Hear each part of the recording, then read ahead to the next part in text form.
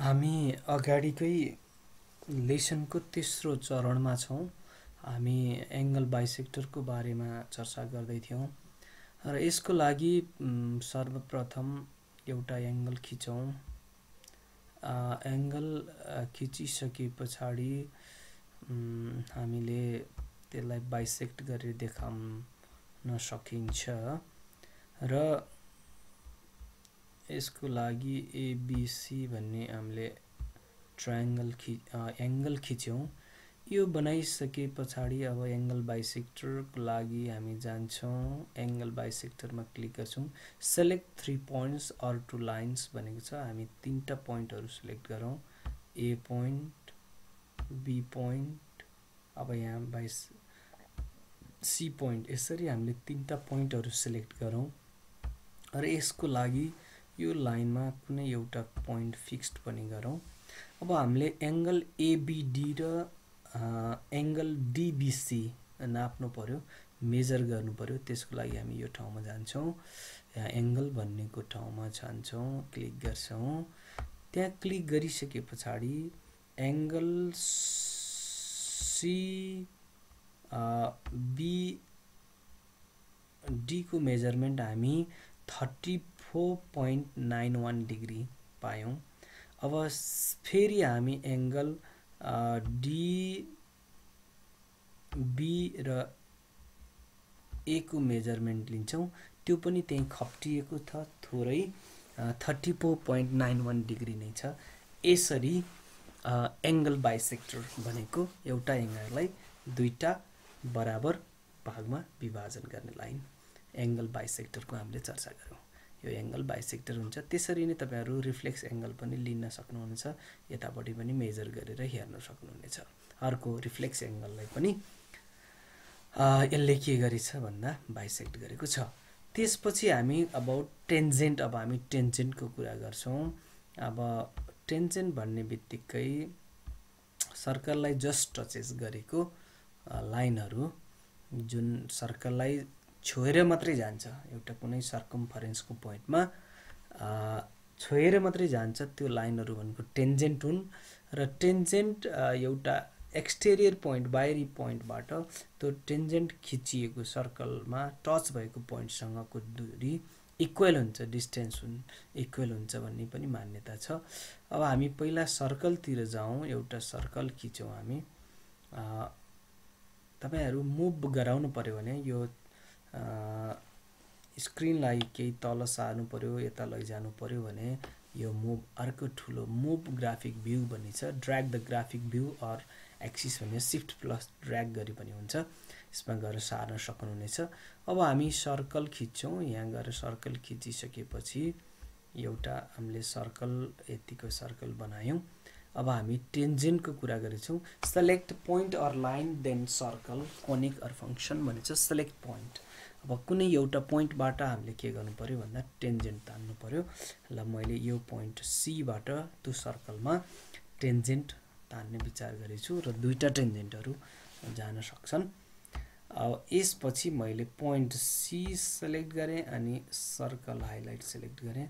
ल तपाईहरु यहाँ देख्न सक्नुहुन्छ, यी दुईटा सर्कल, यी दुईटा टेन्जेन्टहरू हुन् जुन के छन् सर्कलको एउटा पोइन्टलाई टच गरेर गएका छन्। र हामी यो पोइन्ट सीबाट यो टच भएको पोइन्टसँगको डिस्टेन्स इक्वल छ कि छैन भनेर हामी हेर्न सक्छौँ। हामी एउटा कुनै दुईटा पोइन्टहरू यहाँ फिक्स्ड गरौँ, डी र ई। अब हामी सीई र सीडी को लेन्थ मेजर गर्छौँ। त्यसको लागि हाम्रो कहाँ छ भन्दा मेजर गर्नको लागि डिस्टेन्स अर लेन्थमा जान्छौँ। अब हामी सीमा क्लिक गर्छौँ अनि ईमा क्लिक गर्छौँ। यो 6 सेन्टिमिटर रहेछ। र फेरि सीमा क्लिक गर्छौँ र डीमा क्लिक गर्छौँ। यो पनि 6 सेन्टिमिटर रहेछ। यसबाट के प्रुफ हुन्छ भन्दा टेन्जेन्टहरूले जुन पोइन्टमा वृत्तमा द्याट सर्कलमा टच गरेका छन् त्यो पोइन्टसम्मको डिस्टेन्स एक्सटेरियर पोइन्टबाट इक्वल हुन्छ भन्ने कुरा यसबाट प्रुफ गर्न सकिन्छ। अब यो कुरालाई फेरि रिभिजनमा छोड्दै अब नेक्स्ट पोइन्ट छ हाम्रो polar or diameter line. Polar और डायमिटर लाइन भन्ने छ। यसमा तपाईं select point or line then circle or conic, एउटा सर्कल बनाउन सक्छौं हामी। यसको लागि हामीले एउटा सर्कल बनायौं। त्यसपछि सेलेक्ट पोइन्ट अर लाइन, एउटा कुनै हामी पोइन्टहरु पनि सिलेक्ट गर्न सक्छौं र select point or line then circle. अब यसपछि हामी यो पोइन्ट र यो सर्कल, अब यो चाहिँ तपाईको के भन्छ select point or line then conic circle, यो भनेको हाम्रो पोलर र डायमिटर लाइन, पोलर लाइन हो। अब यसपछि हामी नेक्स्ट पार्टमा जान्छौं, best fit line and locus, यिनीहरुको बारेमा हामी पछि चर्चा गर्छौं, यसको डिटेल्सको बारेमा। त्यसपछि हामी मुभ हौं नेक्स्ट पार्टमा हामी जाउँ। त्यो भनेको तपाईको के छ भन्दा पोलिगन छ, select all vertices then click first vertex again. अब हामी जुनसुकै पोलिगन पनि बनाउन सक्छौं हामी। अब ट्रायंगल बनाउन सक्छौं, अब क्वाड्रिलेटरल बनाउन सक्छौं हैन, अनि पेन्टागन, हेक्सागन बनाउन सक्छौं। त्यसको लागि तपाईको छोड्नु भएन, यहाँ हाइलाइट भएन भने आउँदैन, हाइलाइट हुनुपर्छ।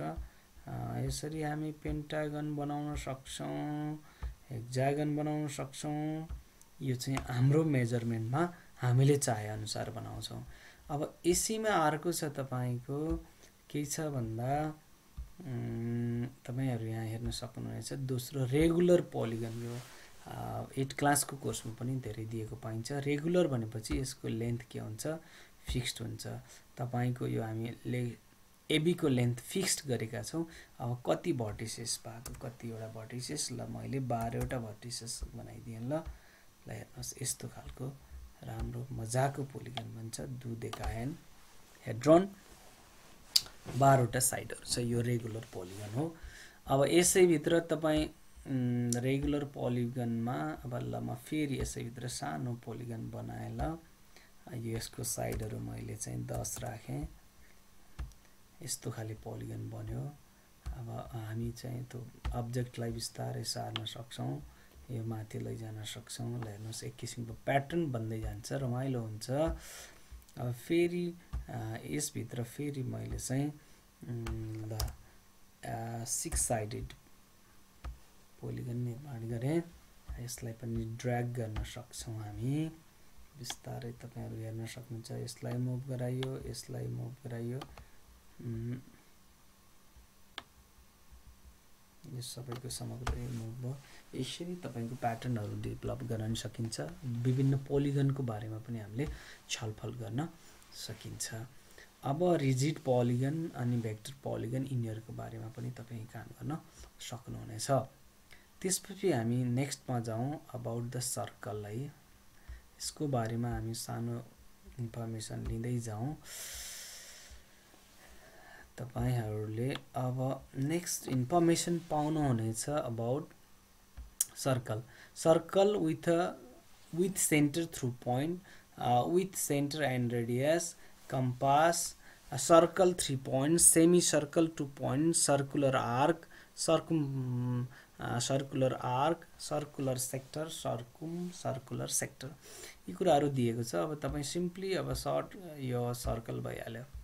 अब यसमा दोस्रोमा जानु भयो भने तपाई circle with centre and radius हान्नुहुन्छ तपाई। ल म 4 सेन्टिमिटर को रेडियस भएको सर्कल तान्छु। यो दोस्रो पार्टमा भयो।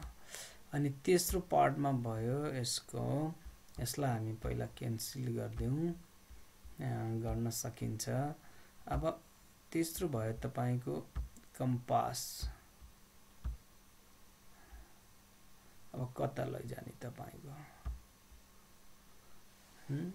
डिस्टेन्स कता लैजाने। Select segment or 2 points for radius then centre point. पहिला हामीले select segment or 2 points for radius, रेडियसको लागि दुईटा पोइन्ट्सहरु सिलेक्ट गर्नु पर्यो, देन द सेन्टर पोइन्ट। यसको लागि फेरि रिपिट गरौँ, यसको लागि फेरि रिपिट गरौँ। पहिला रेडियसको लागि कम्पास यति सिलेक्ट गरियो अनि यो रेडियसको लागि सेन्टर फिक्स गरियो अनि यो सेन्टर पोइन्टको लागि फिक्स गरियो अर तपाईको एउटा पोइन्ट दुईटा पोइन्ट अनि सेन्टर जता पनि लान सक्नुहुन्छ तपाई तर यसको रेडियस के हुनु पर्छ ल यसको रेडियस CD को डिस्टेन्स सँग इक्वल भएको हुनु पर्छ ले दिन खोजेको कन्सेप्ट त्यही हो यसको लेन्थ छ तपाईहरु मेजर गर्न सक्नुहुनेछ CD को लेन्थ तपाईको कति छ 2.13 छ अब लेट्स चेक हेरौं E देखि सरी E र F को डिस्टेन्स कति छ भन्ने कुरा हेर्न सक्छौं हामी यहाँ हेरौं E पोइन्ट बाट F सम्मको डिस्टेन्स पनि 2.13 छ यसरी कम्पास मेन सेलेक्ट सेगमेन्ट कुनै हामीले रेडियस को नापो लिएर घुमाए जस्तो यसमा दिएको छ सर्कल खिच्नको लागि सर्कल थ्रु 3 पोइन्ट्स भनेछ यसमा पनि तपाई जान सक्नुहुन्छ कुनै तीनटा पोइन्टलाई लिएर सर्कल खिच्न सक्नुहुन्छ यो यसको लागि यसलाई हाइलाइट हुनु पर्छ एउटा पोइन्ट दुईटा पोइन्ट हेर्न सक्नु तीनटा पोइन्ट कत्रो खिच्ने हो तपाई सर्कम सर्कल त्यसपछि तेस्रोमा नेक्स्ट पोइन्टमा जानुहुन्छ तपाई सेमी सर्कल थ्रु 2 पोइन्ट्स भनेछ यसको लागि तपाई फेरि सेमी सर्कलमा जानुहुन्छ एउटा पोइन्ट हाइलाइट गर्नुस् यहाँ एउटा पोइन्ट अनि सेमी सर्कल कत्रो बनाउनुहुन्छ तपाई सानो बनाउनुस् ठुलो बनाउनुस् सेमी सर्कल है यो सेमी सर्कल भयो सर्कलको आधा सेमी सर्कल भयो हैन यसरी बुझाउन सकिन्छ अनि फेरि यसको साथ साथै छ हाम्रो हामी अर्कोमा जान्छौं यहाँ यसैमा सेमी सर्कल थ्रु पोइन्ट छ सर्कुलर आर्क यसको लागि एउटा पोइन्ट फिक्स्ड गर्छौं सिलेक्ट सेन्टर एन्ड 2 पोइन्ट्स यो सेन्टर भयो अनि any 2 points centre and sorry यसको लागि तपाईको सिलेक्ट सेन्टर एन्ड 2 पोइन्ट्स हैन select center suppose is the center and 2 points ल हेर्नुस् यसरी बन्छ हैन अब यो सर्कुलर आर्क भयो अब अर्को छ सर्कम सर्कुलर आर्क यसको लागि हामी के गर्नु पर्छ भन्ने तपाई हाइलाइट गरेर सिलेक्ट 3 पोइन्ट्स अन आर्क एउटा पोइन्ट दुईटा पोइन्ट एन्ड तीनटा पोइन्ट हेर्नुस् यसरी हामी सर्कम सर्कुलर आर्क डिजाइन गर्न सक्छौं अनि त्यसमै पोइन्टहरु पर्छन् सर्कुलर सेक्टर फेरि हामी लिन्छौं सर्कुलर सेक्टर लिन्छौं यसको लागि के गर्नु पर्यो सिलेक्ट सेन्टर एन्ड 2 पोइन्ट्स ल सपोज यो ए लाई सेन्टर मान्यौं अब तपाई कति लिने बी लाई सेन्टर मान्यौ ल हेर्नुस् यसलाई सेन्टर मानेनौ बी लाई सेन्टर मान्यौ हामीले अनि आर्क लियौ कुनै एउटा पोइन्टलाई अब कति आर्क लिने कति एंगल लिने भन्ने कुरा सेक्टरको कुरा सेक्टर देखायो दुईटा रेडियस र अपोजिट आर्कले बनाएको भाग भनेको सेक्टर हो यति कुराहरु योबाट हेर्न सक्यौं र फाइनली तपाईको सर्कम सर्कुलर सेक्टर पनि यस्तै किसिमले गर्न सक्नुहुनेछ ल हेर्नुस् यसलाई सेन्टर पोइन्ट मानेर सर्कम सर्कुलर सेक्टरको बारेमा पनि हामी जानकारी लियौं अब यति नै गरौं यसको लेसनको लागि thank you very much have a nice day